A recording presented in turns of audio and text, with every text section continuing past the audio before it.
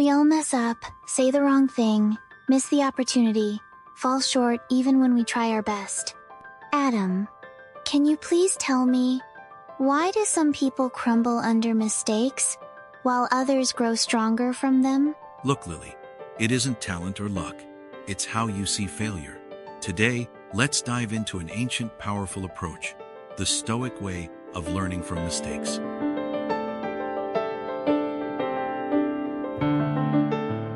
So Adam, why do we feel ashamed when we make mistakes? Because somewhere along the way, we learned that mistakes equal weakness. But Stoics like Marcus Aurelius and Epictetus saw errors as a natural part of life, proving that we're learning, not failing. Children fall all the time learning to walk. Why don't we cheer for adults who fall? In children, falls signal progress, and we celebrate that.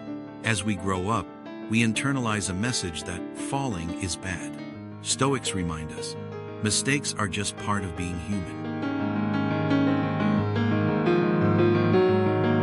So, what's the Stoic rule for handling mistakes? Focus only on what you can control. You can't undo the past or force success, but you can choose your response. What does that look like in practice? Say you said something hurtful. You can't erase it, but you can ask, what went wrong? What will I do differently next time? That reframing turns pain into progress.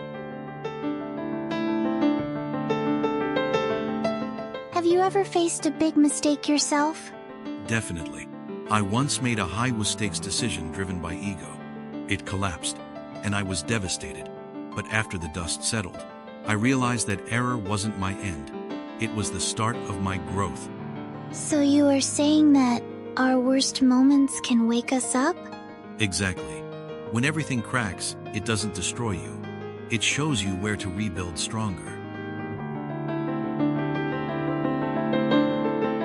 Reflection sounds uncomfortable.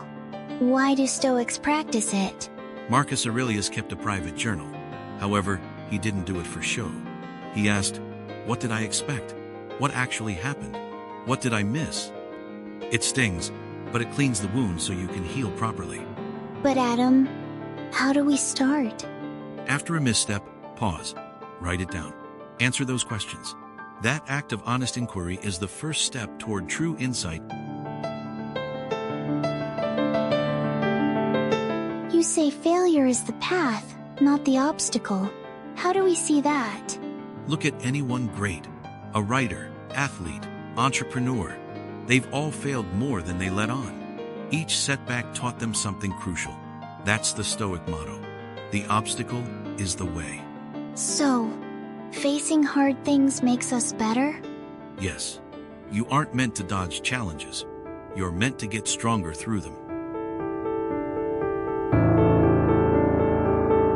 Resilience isn't pretending to be fine, right? Right. It's knowing that even when you're not okay, you will figure it out. The Stoics trained their minds so that life's blows bent them. They didn't break. What's the Stoic recipe for resilience? Take responsibility, not shame. Reflect, don't stew. Learn, then let go. Every mistake becomes part of your mental workout. How do we reframe our inner dialogue? Swap, I failed, for, I learned. Turn, I ruined everything into, now I know better. Carry mistakes as lessons, not punishments, and you'll keep moving forward. That shift in language really changes perspective. It's the secret, not avoiding failure, but transforming it.